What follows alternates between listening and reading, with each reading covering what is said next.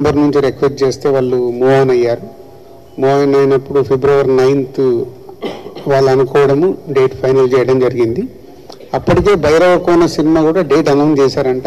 మా నోటీస్లోకి రాలేదు, ఛాంబర్ నోటీస్లోకి పోతే తర్వాత మళ్ళీ ఏకే ఎంటర్టైన్మెంట్స్ అనిల్ గారితో అండ్ ప్రొడ్యూసర్ రాజేష్ గారితో మళ్ళీ ఛాంబర్ ద్వారా మాట్లాడి వారిని కన్విన్స్ మేము అడిగాము, వారు కన్విన్స్ అయ్యారు.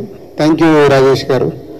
సో ఛాంబర్ ఇచ్చిన మాటకి మీలాంటి వాళ్ళు ముందుకొచ్చి దాన్ని ఈరోజు నిలబెడుతున్నందుకు చాలా హ్యాపీగా ఉంది రాజేష్ గారికి. అండ్ అప్పుడు ఆల్రెడీ February 9th వెళ్ళిన పీపుల్ మీడియా వాళ్ళకి చెప్పడం జరిగింది, వాళ్ళకి సాధ్యమైనంత మట్టుకు నెంబర్ ఆఫ్ స్క్రీన్స్ ఆ సినిమా పడుతుంది ఏపీ తెలంగాణలో.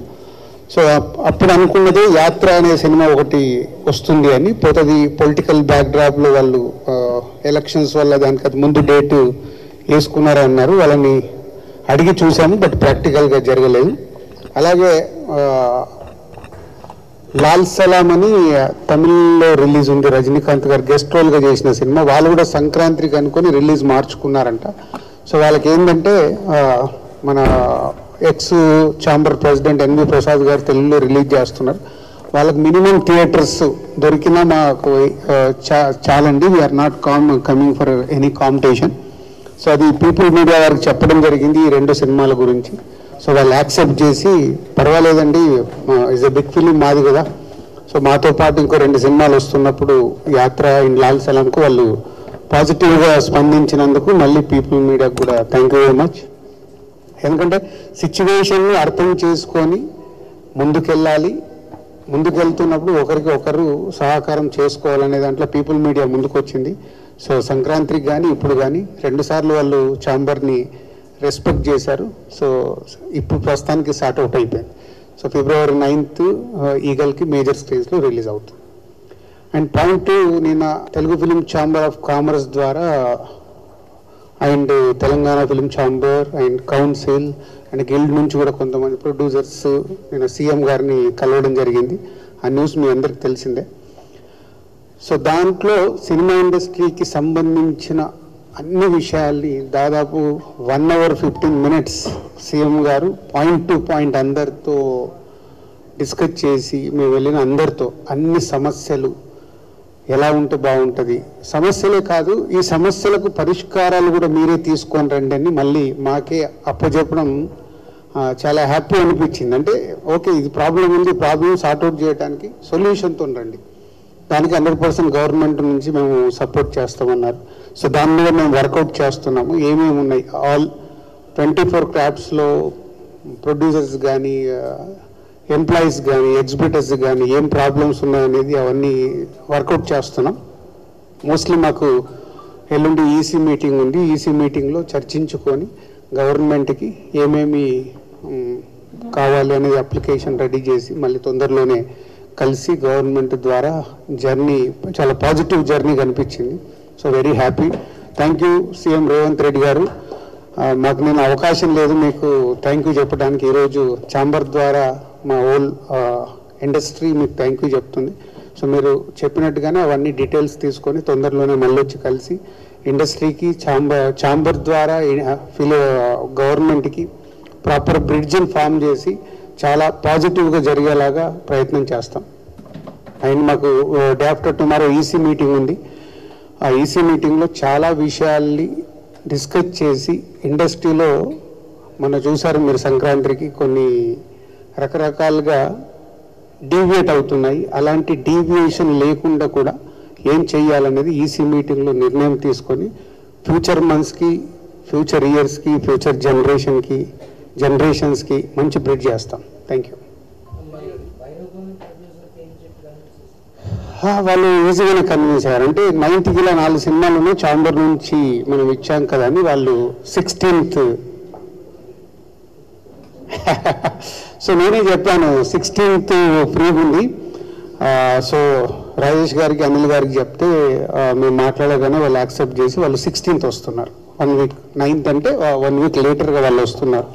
సో ఆల్రెడీ వాళ్ళ పాట బిగ్ హిట్ అయింది. సో ఆ సినిమా కూడా హిట్ కావాలని అందరం కోరుకుంటున్నాము. సో సోలో ఆల్మోస్ట్ వాళ్ళకి సోలో రిలీజ్ లాగే ఉంది. ఏదైనా వస్తే ఇంకా వేరే సినిమాలు ఏమన్నా స్మాల్ ఫిలిమ్స్ వస్తాయేమో, బట్ మోస్ట్లీ సోలోగా కనిపిస్తుంది.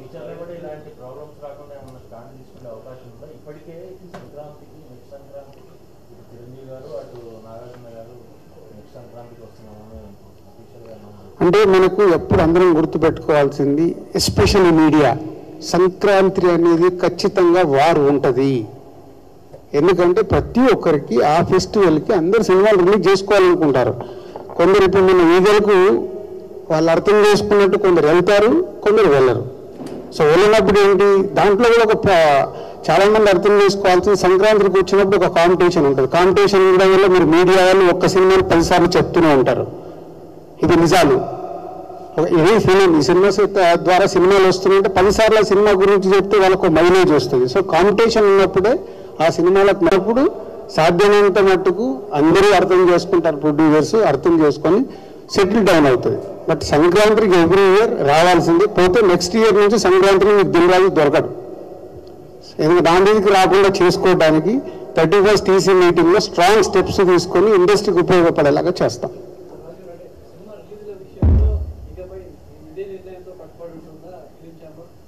ప్రస్తుతానికి మా బాడీ అలా వర్క్ చేస్తుంది, రేపు వచ్చే బాడీ కూడా అలా వర్క్ చేస్తే బాగుంటుంది. మేమేంటి అందరం టీం వర్క్ చేస్తున్నాం, ఎలా చేస్తే బాగుంటుందని ప్రయత్నం చేస్తున్నాము.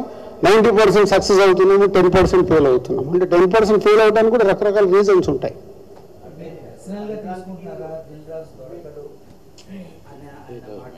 నేను దొరకడు, నేను నెక్స్ట్ దానికి నేను టర్మ్కు ప్రెసిడెంట్గా ఉండను కాబట్టి, ప్రెసిడెంట్గా ఉన్నాను కాబట్టి అన్నింటినీ బ్యాలెన్స్ చేసుకొని ముందుకు వెళ్లాల్సిన అవసరం. నాది 1 year టర్మ్, ఆల్మోస్ట్ 6 నెలలు అయిపోయింది, ఇంకొక 6 నెలలు దానికోసం అన్నా. మరి హెడ్లైన్స్ నెక్స్ట్ టర్మ్కి నేను ప్రెసిడెంట్గా ఉండనండి. 1 year కంప్లీట్ అయిపోతుంది.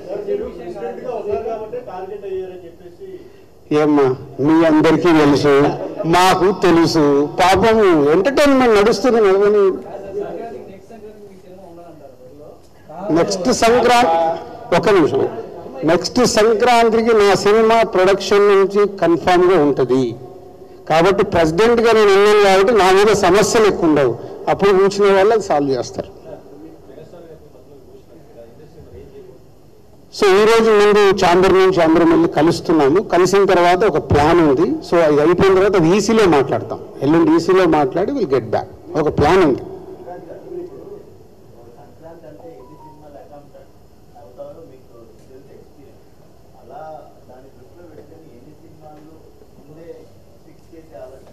అదేనండి, ఇందాక నేను చెప్పిన దాంట్లో అదే, next months, next years, next future జనరేషన్స్కి ఒక ప్లాన్ చేయడానికి ఒకటి వర్కౌట్ చేస్తున్నాము.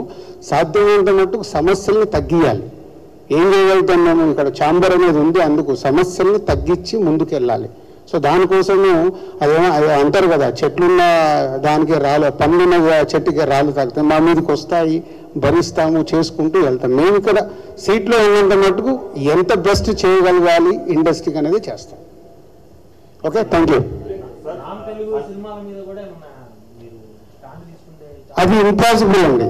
ఇంతకుముందు కూడా చెప్పినట్టు ఇవాళ సినిమా పాన్ ఇండియా అయినప్పుడు సంక్రాంతికి మనది ఒక పెద్ద పాన్ ఇండియా సినిమా వస్తుంది అనుకుందాం. వాళ్ళు వెళ్ళి తమిళ్లో రిలీజ్ చేయాలి, కన్నడలో రిలీజ్ చేయాలి, హిందీలో రిలీజ్ చేయాలి. మనం చెయ్యాలి అనుకున్నప్పుడు పక్కన నుంచి వచ్చేలా మీరు ఆగండి చెప్పలేం కదా. సో ఇది ఈరోజు సినిమా మారిపోయింది, ఇది గ్లోబల్. పోతే మన సంక్రాంతికి ఫస్ట్ ప్రయారిటీ మన సినిమాలకు ఉండాలి, తర్వాత ఆ సినిమాలకు.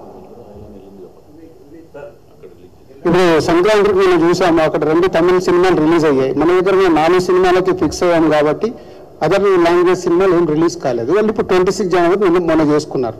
అదేనండి, వస్తూనే ఉంటాయి. ఇప్పుడు పీపుల్ మీడియా వాళ్ళు మాకు సార్ ఈ సినిమా వస్తుంది, కొంచెం మీరు ఛాంబర్కి వెళ్ళి చూడండి అంటే మేము ముందడుగు వేస్తాం. అట్లా వస్తూనే ఉన్న సినిమాలన్నింటినీ ఏ సినిమా రాకుండా ఆపాలి అని అంటే మాకు కష్టం అవుద్ది. బట్ పీపుల్ మీడియాకి వెళ్ళి డెఫినెట్గా ఇది వస్తే దాన్ని 100% చేద్దామని రాజేష్ గారితో, అనిల్ గారితో మాట్లాడి ఒక సినిమా తగ్గితే మెజారిటీ థియేటర్లు వీళ్ళకి పడాలి. ఛాంబర్కి సపోర్ట్ చేశారు కాబట్టి దాని పాయింట్ ఆఫ్ వ్యూలోనే చేస్తాం.